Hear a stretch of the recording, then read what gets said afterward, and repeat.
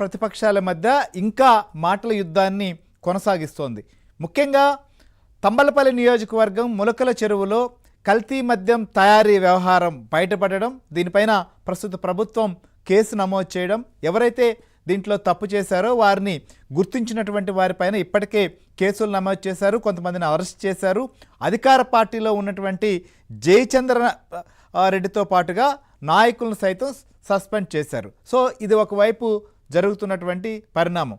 So దీంట్లో ప్రధానంగా చూసినప్పుడు ఈ కేసు సంబంధించిన అంశంలో ప్రభుత్వం విచారణ కొనసాగిస్తున్న కొద్దీ అనేక కొత్త విషయాలు బయటకు వస్తున్నాయి. సో A1గా ఉన్నటువంటి జనార్దన్ రావు ఆయన విదేశాల నుంచి రావడం, ఆయన్ను అరెస్ట్ చేయడం, ఇలాంటి పరిణామాలన్నీ ఒకవైపు సాగాయి. జనార్దన్ రావు రిలీజ్ చేసినటువంటి వీడియోలు తీవ్రమైనటువంటి కలకలం రేపుతున్నటువంటి పరిస్థితి మనకు కనిపిస్తోంది. సో ఇలాంటి తరుణంలోనే అసలు కల్తీ మద్యం సంబంధించినటువంటి గుట్టు పూర్తి స్థాయిలో బయటకు తీసే ప్రయత్నం ప్రస్తుతం పోలీసులు చేస్తున్నారు, అలానే ఎక్సైజ్ డిపార్ట్మెంట్ కూడా చేస్తోంది. ఎందుకంటే ఈ కేసులో అరెస్ట్ అయి ప్రస్తుతం మదనపల్లి సబ్ జైల్లో ఉన్నటువంటి 10 మంది, వీరిలో ప్రధానంగా ఈ ప్రాంతానికి తంబళ్లపల్లి నియోజకవర్గానికి సంబంధించినటువంటి వారితో పాటుగా మిగిలిన వారు ఎవరైతే ఈ కేసులో ఉన్నారో వారిని కూడా అదుపులోకి తీసుకున్నారు. ప్రధానంగా చూసినప్పుడు కట్టా సురేందర్ నాయుడు ఈ యొక్క ఎపిసోడ్లో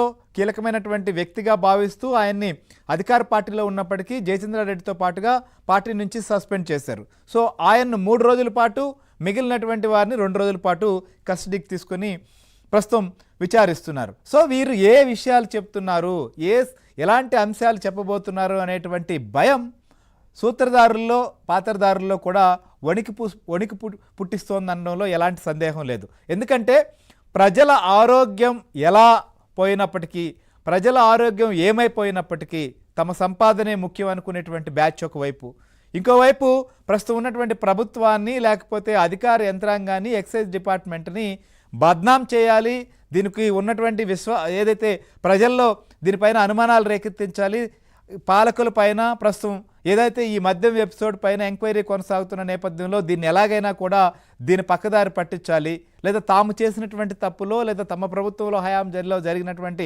వ్యవహారాల్లో డైవర్షన్ కావాలి. ఈ సెంట్రిక్గానే మొత్తం మొలకల చెరువు సంబంధించినటువంటి ఎపిసోడ్ నడిచిందా, లేకపోతే గతంలో దేశ విదేశాల్లో కూడా ఈ వ్యాపారం చేస్తూ లేకపోతే ఈ వ్యాపారంలో ఉన్నటువంటి లొసుగులు తెలిసి ఎలాగైనా సరే కల్తీ మద్యాన్ని ప్రజలకు అంటగట్టేటువంటి ప్రయత్నంలో భాగంగా ఇది జరిగిందా? సో ఇవన్నీ కూడా ప్రస్తుతం బయటకు రావాల్సినటువంటి విషయాలు. దీంట్లో ఎవరి పాత్ర ఏంటి, మొత్తం ఈ ఎపిసోడ్లో అవసరమైనటువంటి లిక్కర్ తయారీకి అవసరమైనటువంటి యంత్రాలు, మిగిలినటువంటి బాటిల్స్, అట్లనే దీంట్లో ఉపయోగించేటువంటివి మొత్తం కూడా ఎవరెవరు తెచ్చారు, ఎక్కడి నుంచి తెప్పించారు, దీన్ని ఎక్కడ కొనుగోలు చేశారు, ఎవరెవరు తెప్పించినటువంటి దాంట్లో ముఖ్యులు ఉన్నారు, ఇవన్నీ అంశాలు కూడా ప్రస్తుతం ఎక్సైజ్ డిపార్ట్మెంట్, పోలీస్ సిట్ మొత్తం కూడా బయటకు దిగిపోతోంది. సో అందులో భాగంగానే ప్రస్తుతం మదనపల్లిలో దీనికి సంబంధించినటువంటి విచారణ ఒకవైపు కొనసాగుతోంది. ఇంకోవైపు ప్రభుత్వం QR కోడ్ విధానాన్ని అమల్లోకి తీసుకొచ్చింది. ఎక్సైజ్ డిపార్ట్మెంట్లో